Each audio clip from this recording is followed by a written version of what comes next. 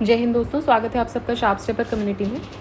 हम डिस्कस कर रहे थे पंचायती राज इंस्टीट्यूशंस और 60 क्वेश्चंस हमने डिस्कस कर लिए थे। अब हम डिस्कस करेंगे नेक्स्ट 30 क्वेश्चंस इस वीडियो में। स्टार्ट करते हैं क्वेश्चन नंबर 61 के साथ। और उससे पहले मैं आपको बता दूं कि अब 4 नहीं कंप्लीट 5 प्लेलिस्ट आपके लिए अवेलेबल है। हिस्ट्री, इकोनॉमिक्स, इकोलॉजी, ज्योग्राफी और साइंस हमने कंप्लीट कर लिया है, तो वो आप चेक कर सकते हैं। करंट अफेयर्स में लेटेस्ट वर्जन जो भी आया था आई दृष्टि का वो हमने करके रखा हुआ था। अब जैसे कोई नया एडिशन आएगा वो हम डिस्कस करेंगे। ठीक है, चलिए स्टार्ट करते हैं क्वेश्चन नंबर 61 के साथ। Who is considered as the architect of Panchayati Raj in India? तो ये है, देखिए, बलवंत राय मेहता जी। बलवंत राय मेहता, इन्होंने 1957 में पंचायती राज के बारे में 3 टियर पंचायती राज के बारे में बताया था। So he is known as the architect of Panchayati Raj in India because इनका कंट्रीब्यूशन जो रहा है डेमोक्रेटिक डिसेंट्रलाइजेशन में, इसके लिए। The decentralization system was recommended by, same question है, बलवंत राय मेहता। अगेन फिर से सेम ही क्वेश्चन है, बलवंत राय मेहता और बी आर मेहता।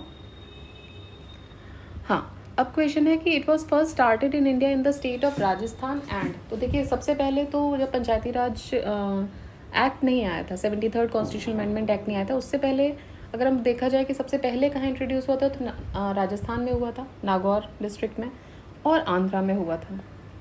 तो 2 अक्टूबर 1959 को राजस्थान फर्स्ट स्टेट है जहाँ पे इस्टेब्लिश हुआ था इन नागौर डिस्ट्रिक्ट 2 अक्टूबर 1959 को, जबकि आंध्रा में सेकंड स्टेट है जहाँ पर पंचायती राज सिस्टम को इंट्रोड्यूस किया गया था। नेक्स्ट फिर से वही क्वेश्चन है कि सबसे पहले कहाँ इंट्रोड्यूस हुआ है, तो राजस्थान में। आप याद कर लीजिए, राजस्थान में 2 अक्टूबर महात्मा गांधी जी की जयंती वाले दिन 1959 को इंट्रोड्यूस किया गया था पंचायती राज मतलब सिस्टम।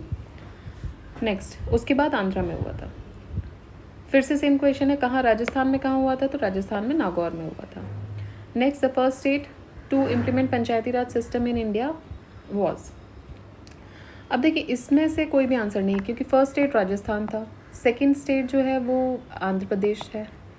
अगर हम देखें कि 73rd अमेंडमेंट एक्ट पास होने के बाद फर्स्ट स्टेट कौन सा बनता है, तो वो मध्य प्रदेश है।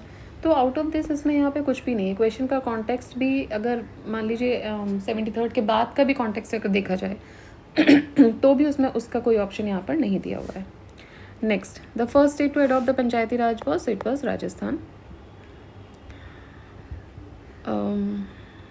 ओके, अगेन सेम क्वेश्चन है, बस क्वेश्चन का थोड़ा लैंग्वेज चेंज कर दिया। Which of the following states was the first state to set up Panchayati Raj institution in accordance with the recommendation of Balwant Rai Mehta? So it was Rajasthan and Nagaur district 2 October 1959.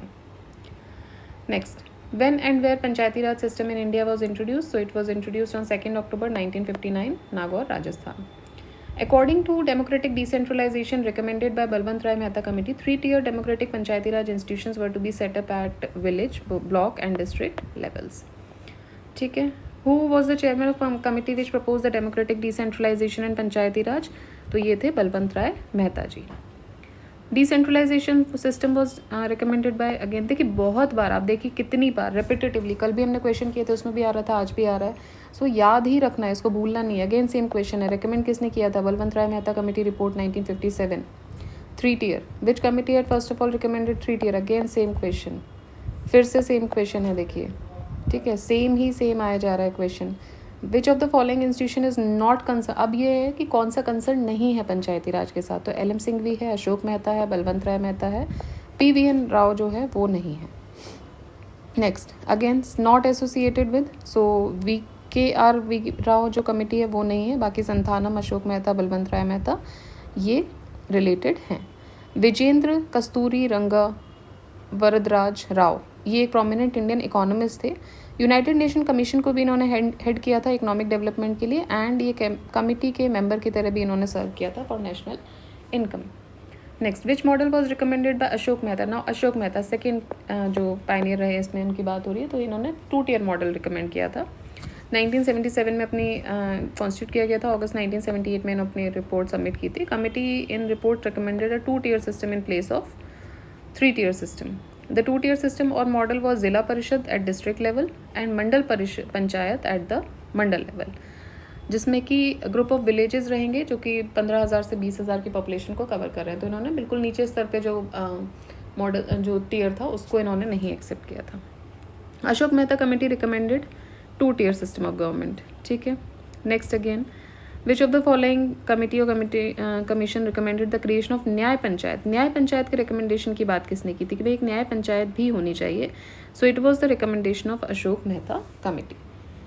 ठीक है, committee recommended that न्याय panchayat should be kept as a separate body and should not be mixed with the people elected for the development of panchayat. So committee इस paper में थी कि combination होना चाहिए of a qualified judge to preside over a bench separately elected न्याय पंच। The elected न्याय पंचs will not be entitled to seek re-election and they should serve in an area other than that from which they have been elected। Next, which of the following committees recommended to give constitutional status to Panchayati Raj. तो ये थे LM Singhvi. इन्होंने बोला था कि भाई पंचायती राज जो already चला आ रहा है 1957 में आया सबसे पहली बार, फिर 77 में इसके लिए कुछ चेंजेस हुए। LM सिंघवी ने ये बोला कि इसको कॉन्स्टिट्यूशनल स्टेटस दे दिया जाए 1986 में। ये कमेटी ने रिकमेंड किया था कि जो लोकल सेल्फ गवर्नमेंट बॉडी है it should be constitutionally recognize, protected and preserved by the constitution. And इन्होंने ये भी रिकमेंड किया था कि नॉन इन्वॉल्वमेंट होना चाहिए यहाँ पे पॉलिटिकल पार्टीज़ का पंचायत इलेक्शंस में।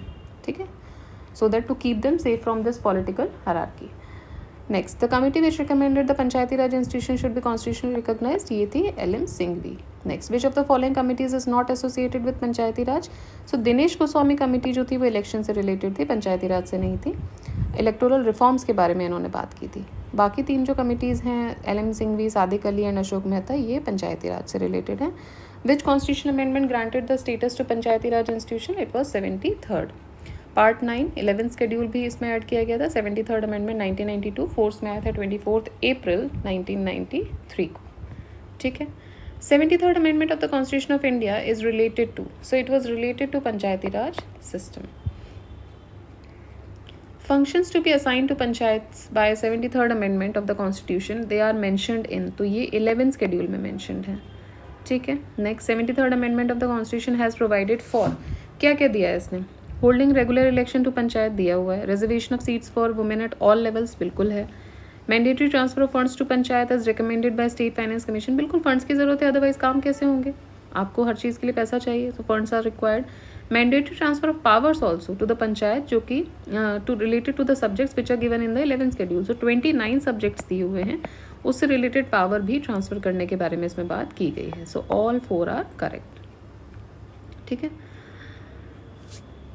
सो इसमें जो है आर्टिकल 243 से 243O जो है वो पंचायत के साथ डील करता है। रेगुलर इलेक्शंस होंगे 243 के, रिजर्वेशन ऑफ सीट्स होनी चाहिए विमेन के लिए not less than 1/3 243D, mandatory transfer of funds by the state finance commission article 243I, and mandatory transfer of the subjects given in 11th schedule provided by 73rd amendment, तो ये भी इसमें दिया हुआ है। 29 subjects are provided by constitution in the 11th schedule for panchayat.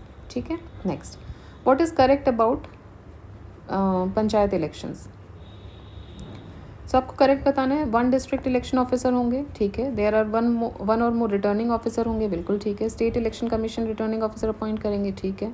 With the consent of commission district election officer can appoint returning officer, बिल्कुल ठीक है। नायब तहसीलदार रिटर्निंग ऑफिसर हो सकते हैं जनपद पंचायत के लिए, ठीक है। ग्राम पंचायत के लिए भी हो सकते हैं, ठीक है। ज़िला पंचायत के लिए नहीं हो सकते। District election officer himself only returning officer नहीं, ये गलत है, ठीक है। नेक्स्ट आपको मैच करना है, लास्ट क्वेश्चन है आज का। नेम्स ऑफ द पंचायत समितिज and the name of related provinces of India. So Janpad Panchayat, क्षेत्र पंचायत, तालुक परिषद और आंचलिक परिषद। तो देखिए, पंचायत समिति जनपद पंचायत बोला जाता है मध्य प्रदेश में, क्षेत्र पंचायत बोला जाता है उत्तर प्रदेश में, तालुक जो वर्ड है वो गुजरात में, और आंचलिक है वेस्ट बंगाल में। ऑलराइट, सो ये क्वेश्चंस थे जो हमें आज डिस्कस करने थे। 30 क्वेश्चन 30 के स्केड्यूल के साथ चलते हैं। 180 क्वेश्चंस हैं इसमें। So we will be discussing in 6 videos. 3 हो चुके हैं, 3 और वीडियोस आएंगे, उसके साथ ही हमारा ये चैप्टर कंप्लीट हो जाएगा। देखिए, बहुत लंबा चैप्टर हो जाता है तो भी वो it's not good to read, इसीलिए मैंने इसको छोटे छोटे पार्ट्स में डिवाइड करने की कोशिश की है, so that you can read it and revise it again and again. जैसे कि आज ये हुआ, कल जैसी नया वीडियो है उससे पहले आप इसको रिवाइज कर लो 2 बार। Hardly it will take 5 minutes for you to revise. आप इसको थोड़ा पहली बार सुन रहे हैं तो नॉर्मल स्पीड पे सुनिए, जब दोबारा सुन रहे हैं तो इसकी स्पीड को थोड़ा और इंक्रीज़ कर सकते हैं, क्योंकि एक ही क्वेश्चन बहुत बार रिपीट हो रहा है। So this is the beauty of PYQ कि आपको पता है कि किस सेक्शन से क्वेश्चन आने की संभावनाएं ज़्यादा होती हैं। Alright, so this is all for now. Thank you for being here. Keep revising, keep studying, and do like the video, share the video and subscribe the channel. Jai Hind, Jai Bharat.